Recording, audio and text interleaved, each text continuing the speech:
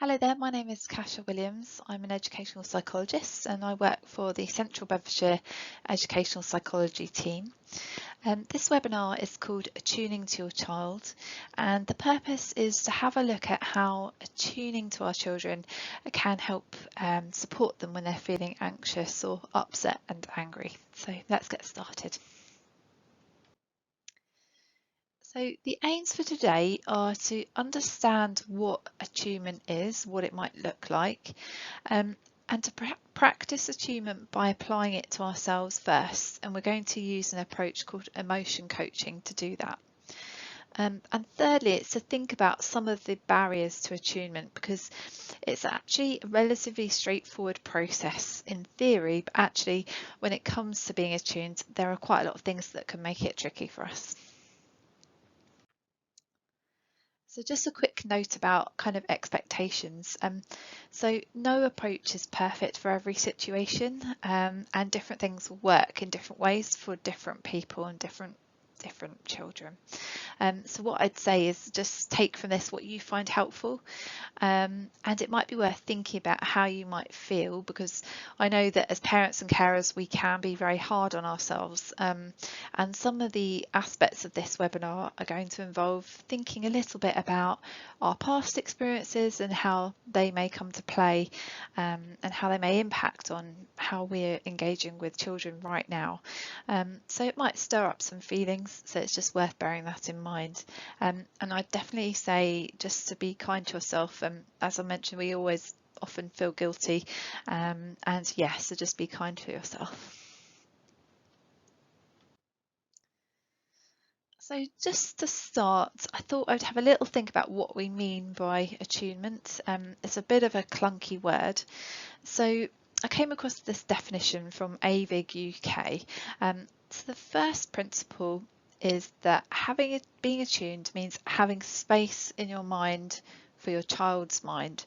So very often our minds are kind of filled up with lots of different things, busy things, thoughts and feelings that we're having, and that can mean that it's very crowded. We might not be able to have that space to think about what's going on for our children. And the second principle is that being attuned means focusing on what's going on inside for children and not what's going on outside. So focusing on the feelings instead of just the behaviour that we can see. So what does attunement actually look like? I thought it'd be helpful to have a little think first about different levels of attunement, because it goes from very, very simple things to much more kind of complicated ways of relating to our children. So this chart just shows 5 different levels, starting with the most simple. So I'll go through them one by one. So the first one is being attentive. So that would be simple things like turning towards our children, looking interested in what they're doing, having a friendly posture, sharing time with them, or simply just enjoying watching what they're doing. The second level is encouraging. So that is when we're being warm and friendly. We might be waiting for them patiently, being playful, and listening. So all of those behaviours are really giving our children encouragement. The third level is receiving.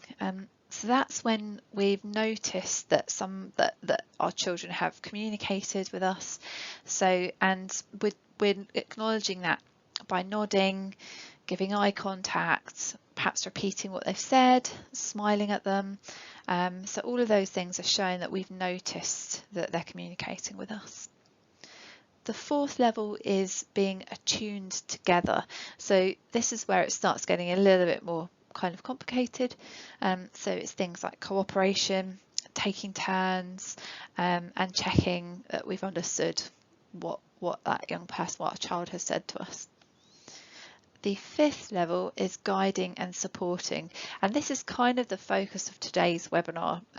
So this is where we're helping, we're offering suggestions, and maybe offering information.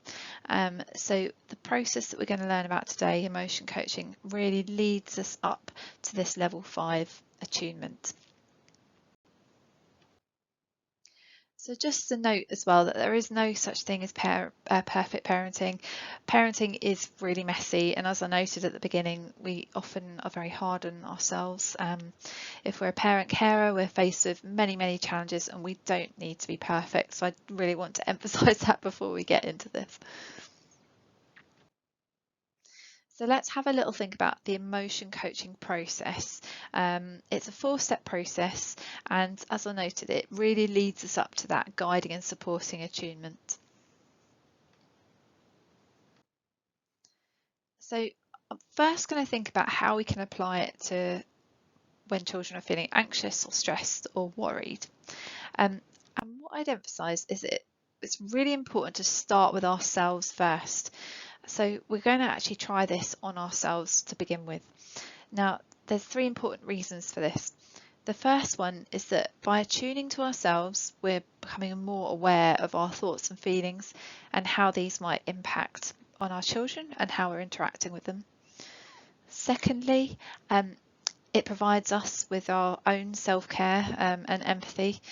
Caring for children is really hard, so it's good that we can give ourselves that care. Thirdly, by doing this on ourselves, we're actually practicing the process, so we can then be more effective when we're using it with children and young people. So what I'd like you to do is just have a little think about a moment when you might have been scared or worried or anxious when you were a child or a young person. And it doesn't have to be a major thing, or you can choose any situation you like. We've all got situations where you think, oh gosh, yeah, I remember that time, and that was really, when I was a kid, and it was really scary. So I'd like you just to go back there for a few moments. Now, I really like this visual analogy about getting into the hole. And that's because when we're scared or worried, or children, young people are scared and worried, it's almost like they're at the bottom of a deep, dark hole. And it's really tempting for us to be at the top of the hole and be calling down to them, come on, it's okay, you can get out, come and climb out. Actually, to them, that hole is way too deep and dark, and it's not easy to climb out of at all. So we're going to have to get into the hole with them. And that is what emotion coaching is all about.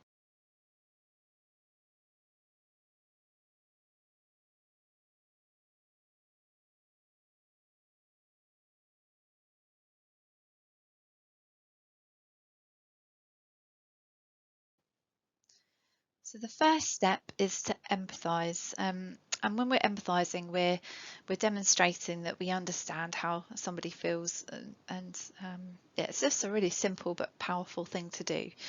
So what you need to do is communicate with yourself as a child and say, I believe how you feel. I can see how hard it is right now. The second step is to validate your feelings. So again, if you just imagine yourself as that child again, and say to yourself, this feels hard because it is hard, or another sentence that really validates how you're feeling in that moment. The third step is to name the emotions, and this can be really helpful, because when we're stuck with a feeling, it can be really unsettling. But actually, if we start to use language to name what's going on, it can really help us to start to process what's happening, rather than just being stuck with this horrible feeling inside. So you can say something like, "It sounds like you're scared. Is that right?" Or if you're not sure what the feeling is, you can ask, like, can you share more? Can you tell me more about what's going on for you? So just want you to imagine saying that to yourself, as that child in that worried situation. And the fourth step is to say to yourself, okay, we'll get through this together. How can I help you? You'll do it when you're ready. I will help you. And the idea here is that we're really working together, so we're not imposing an idea on ourselves as a child or our young children, young people.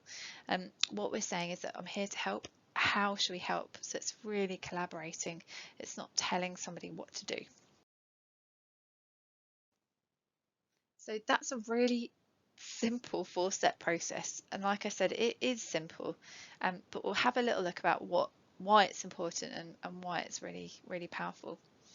So how does this build confidence and reduce anxiety? If we have a little look at what's going on under the surface, um, first of all, we can give much more effective help when we have space in our mind.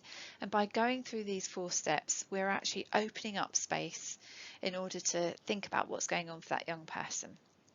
So you might notice when you're going through that process with yourself and your own inner child, suddenly you're really there, you're really thinking about what's going on for them, and everything else that you were worried about or thinking about outside of this webinar is actually been cleared out of the way for the time being. Secondly, by getting down into that hole, so by really being there with those feelings, what we're saying is that we can cope with that emotion, and that is really reassuring. So if you take yourself back to that moment where somebody says, you said to yourself, you know, how can I help? You know, let me come down with you. Like, tell me what I can do. I notice you're feeling worried. It's actually really reassuring, because it's actually, oh, the adult is here, so they're not running away from me. It must actually be okay underneath it all. Thirdly, it teaches children to trust how they feel and to know that how they feel is important. So again, if you go back to that inner child of yourself, and those moments where you're feeling scared, imagine the difference between someone saying to you, "Oh gosh, you're not scared," and the difference someone saying to you, "Actually, I can see you really are scared, and I understand that that's how you feel right now, and I believe it." It's really, really empowering. And it's so important that children are able to trust how they feel, because we're going to need that knowledge and that skill as we get older, to deal with stressful situations, and to know that actually, oh, I'm not feeling quite right, and then to be able to access help. And we support children to develop that by noticing how they feel and communicating that they can trust how they feel, because we believe it too. So as I noted, it is a really simple process, but sometimes it's a lot harder than it seems. So I thought what we'd do is have a little look at what happens when we're not attuned, because there can be so much going on in the background. And so let's have a little think about those things. So common mistakes, like I mentioned, common mistakes are being at the top of the hole and looking in and saying, "Oh, you'll be okay, or of course you can do it, and don't be silly." And when we're saying those things, what we're actually saying is, "Oh, you know, maybe I can't really cope with this right now. I don't really like this part of you that I'm seeing. I can't deal with what you're saying. So I just want to get rid of it. I just want you to be able to move on." And I've made these mistakes. I'm going to make these mistakes myself again with my own children. So again, it's not about being perfect all the time. You know, we all say these things. We're stressed, we're busy, but it's just really helpful to think about if there are any patterns building up. Are you saying these things all the time? Are you finding it that it's you're too busy and too stressed to be able to get down into the hole? And are you always at the top of the hole, looking in? So it's worth having a little think about what is happening when this happens. So what is it that is filling up your mind when you're saying things like, "Oh, don't worry, it'll be okay," and you're not able to get into the hole? And you might have had this experience as a child. And again, if you go back to that moment as a child, you're in a child there, and think about perhaps how your parents or your carers might have responded to you. It's not always been perfect, I can definitely guarantee that. So it's just worth having a think about what it is that fills up our minds and stops us from being able to do that.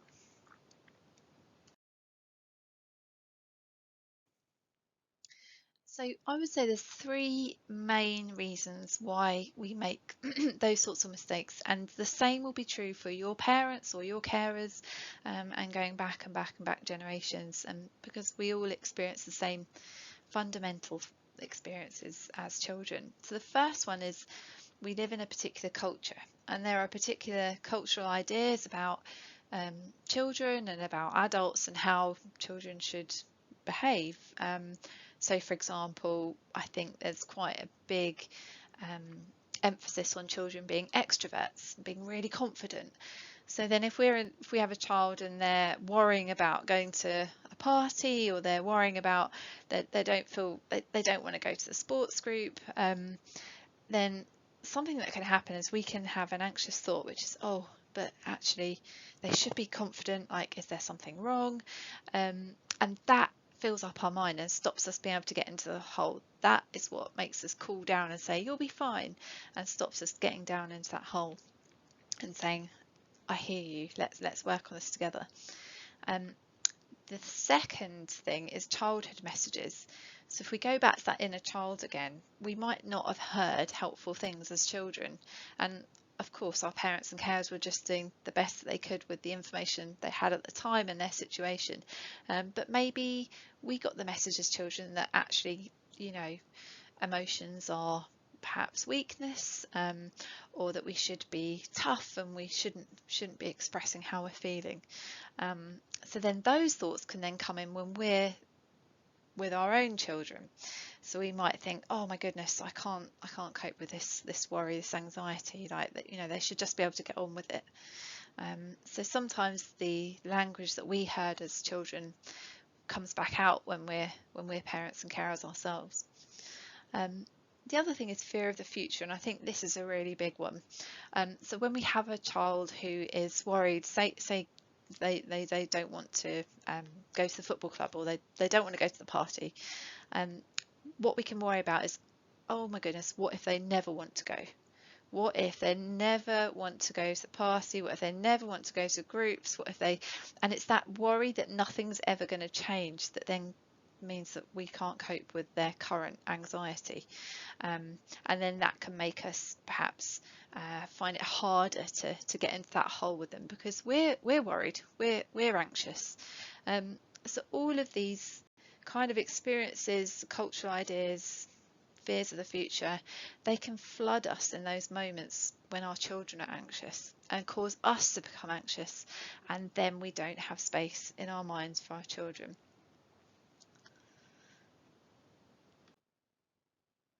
So it might be worth having a think about some of your thought patterns when your child is anxious, or a child that you're working with is anxious. So what sorts of thoughts and fears go through your mind? What were your experiences as a child? What the sorts of things were said to you when you were younger? What are your expectations, and the expectations of others around you as well? Because that can also create a lot of anxiety and anxious thoughts. So I remember working with a family once, and their daughter was really anxious, and actually they were anxious about her, but what really came to light was other members of the family were really anxious about this child, and they were saying things like, oh, she should be able to go out, what's wrong, why isn't she? And that was creating a lot of anxiety. So it was other members of the family creating that pressure. So there's all sorts of thoughts and feelings that can flow through our minds. It might be worth just pausing to have a think about what comes to mind for you, and sometimes it can be helpful even just to jot things down in those moments, or afterwards when you've had just a bit of time to reflect, because if we can start to think about them, then we can start to move on from them as well. Okay, so we've had a little think about the emotion coaching approach and how it can be used when our children are worried or stressed, and how it can help us clear space in our minds for our children. So now we're going to have a little think about when children are angry and upset. So slightly different to anxiety and worry. Now I guess if you think about your children or how you were as a child, I think we can all relate to these things, and they are really common. So refusing to do things, being rude, particularly if you've got a teenager, throwing things, lashing out, hurting others. These are all really, really common examples of being angry and upset. So what I'd like to do again is to start with yourself here. So perhaps think of your worst parenting moment. I've definitely had a few. Or think of a time when you were a child and you lost your temper. I know certainly as a child I was somebody who could scream the place down quite a bit. So if you just have a little moment there just to, yeah, take yourself back to a moment when you've been really, really angry. Now, let's go through the process again. So step 1, empathise with yourself. So communicate that you believe you and that you understand how hard it feels. So I believe how you feel about the situation. So secondly, validate your feelings. This feels hard because it is hard. And I think where perhaps this slightly differs to when children are anxious or worried is that sometimes when we're feeling angry, how we're responded to and the tone is really important. So quite often I've had people say to me, and I've experienced this myself, oh, when my child is angry and I empathise with them, it makes them even more angry. And I think sometimes what we can do is we can use a very kind of quiet, calm voice. Oh, I'm really, I can see you're really angry. And what we need to do is actually find words and find a voice that matches the level of their emotional upset at that time. So instead of, oh, I can see you're really angry, you could say something like, oh my goodness, you are so annoyed right now. So it's kind of like changing the tone to be slightly more in tune with the level of their emotion in that moment. And it's less provocative. It seems to work better that way than to use that kind of calm voice. So just a little thing to think about there in terms of the tone. And I'm talking from personal experience. I know that my kids have said to me, oh, I hate it when you use that soft tone. It just makes me even more mad. So I have learnt to change what I'm saying so as not to make them feel even worse. So again, naming the emotions. So again, straight down the line with it. It sounds like you are super annoyed, or you must be really absolutely mad right now. I can totally see that. Can you tell me a bit more? And again, I think that sort of straightforward tone can be really helpful, but you know your children best, and you can experiment with that, or even just ask them, what's it like when you're angry, and how do I speak to you, and what would be more helpful. And the fourth step. So, right, we'll get through this together. How can I help? And again, it may be that in the moment this step is not possible and you need to come back to it, because when we're feeling mad and angry, it's not, it's not always easy to have a conversation, isn't it? So the fourth step might need to be a little bit afterwards to say, look, we can get through this. Like, what can I do to help? Like, what would be helpful right now? And just like with anxiety and worry, it's really important not to kind of, I guess, impose something, but actually to make it more collaborative and to work together with a young child or a young person. So what I'd like to say in this situation as well is that when we're faced with anger and upset, we can quite often snap to feeling angry ourselves. So if you think about how you feel when your child is getting angry. So what I'd like to practice here is to give the most generous interpretation of that person's behaviour, rather than the least generous. And this reduces shame and means that we're more open to learning. So just to explain it a bit better, let's apply it to ourselves. So imagine I'm going to imagine my worst parenting moment. The most generous interpretation I can give myself in that moment was, you were so stressed. You were so stressed and overwhelmed. You had X, Y, Z, things going on at a time. And in that moment, you just were at the wit's end and you could not cope. And that's why you said what you said. That is the most generous interpretation I can give myself. And it feels really helpful and it feels really reassuring. And it makes me feel calmer and better about the situation. And that means that I'm more open to thinking about it and to thinking about how I could do it differently. Compare that to the least generous interpretation. So I would say to myself, you are a bad parent. You are, you have done damage to your children. Like you just should not have done that. You don't have the resources. You can't do this properly. That is really stressful to hear. It really makes me feel shame and guilt, and it makes me feel worse. And when I feel worse, I can't change what I'm doing. I can't even think about it. It's just horrible.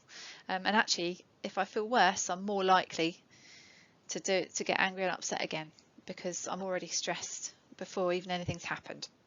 So that's why it's really important to think about the most generous interpretation of what's going on, not just for yourself, but for your children too. Because by offering them the most generous, we're helping them to feel better, and we're going to increase the chances that they're going to learn. And quite often what gets in the way is that what goes through our mind is the least generous. So have a little think about what that might be related to now.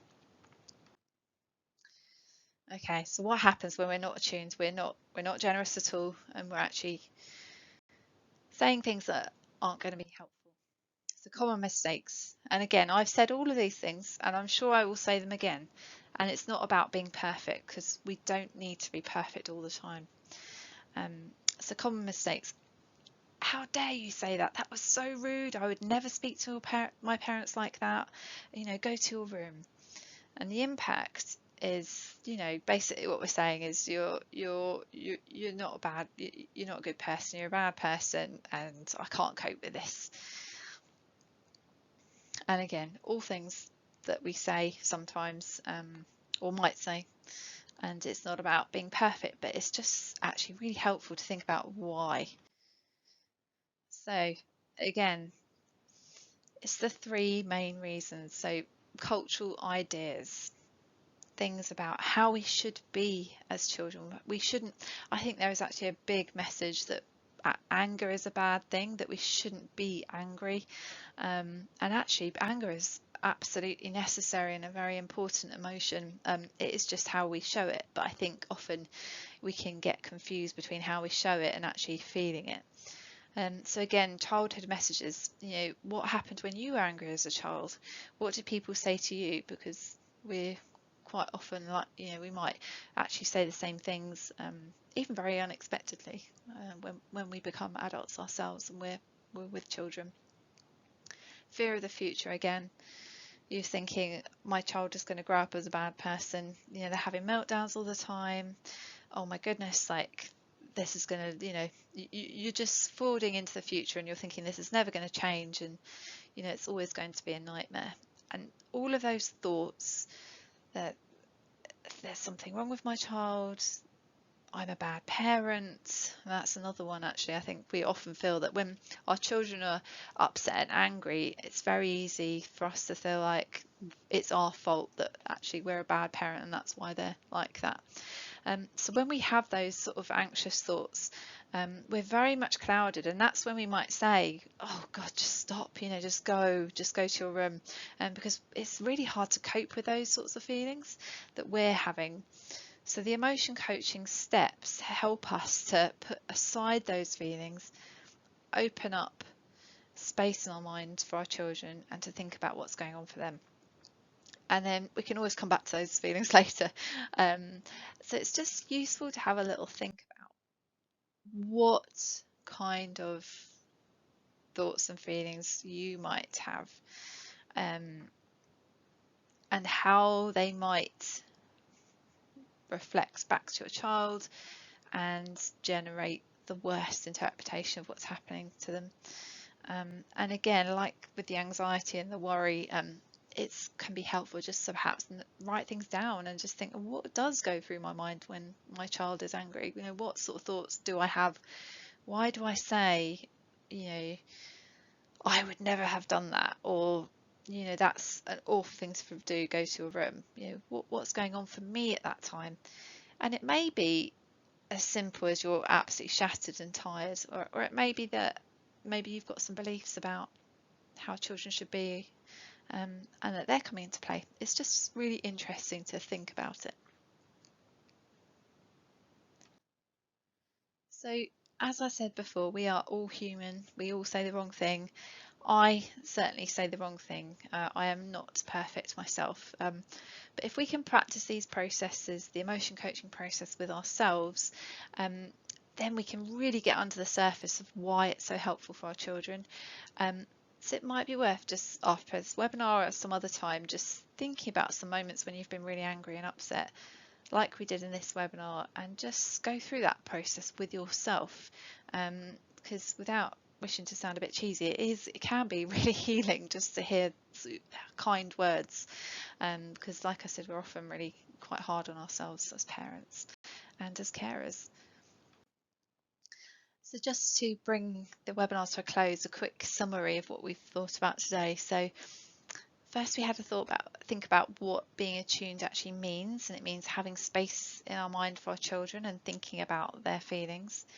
Then we had a look at the process of emotion coaching, which gives us a step-by-step process we can use to attune to our children when they're worried, upset or angry. We had to think about the kind of thoughts that can get in the way of that and the common mistakes that we might make. And then, like I just said, just really important to practice attuning to ourselves so that we can use the skills with children more effectively. So before we end, I'd just like to acknowledge that some of the information in this webinar came from an organisation called the Association of Video Interactive Guidance UK, particularly the principles of attunement. And there is also a psychologist, a clinical psychologist working in the US called Dr. Becky, and I used some of her language is from her work, so I really recommend having a look at that if you can.